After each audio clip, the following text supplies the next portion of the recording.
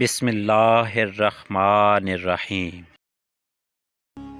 جو شخص کسی دوسرے کو کوئی عیب لگاتا ہے وہ خود اس میں مبتلا ہو جاتا ہے۔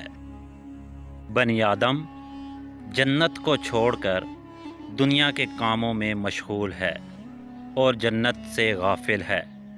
وہ یہ نہیں سمجھتا کہ اس کے آگے جہنم کی آگ بھڑک رہی ہے۔ جو شخص دوسروں کے عیبوں کی تلاش میں رہتا ہے اللہ تعالیٰ اس کے اپنے عیب ظاہر کر دیتا ہے۔ جو اپنے عیبوں کو دیکھتا ہے اس کی نظر میں دوسروں کے عیب چھوٹے معلوم ہوتے ہیں۔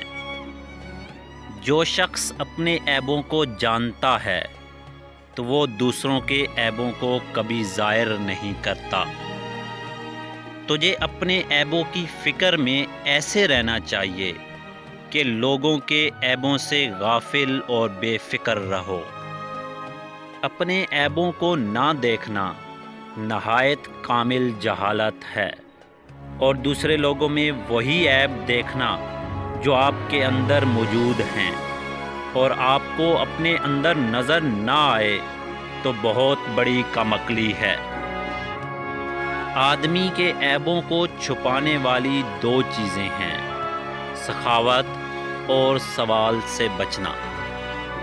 اپنے عیبوں کو تلاش کرنا بہت بڑی ہوشیاری اور عقل مندی ہے، اور اپنے جائز مطالبات کو طریقے سے طلب کرنا کامل سعادت مندی ہے۔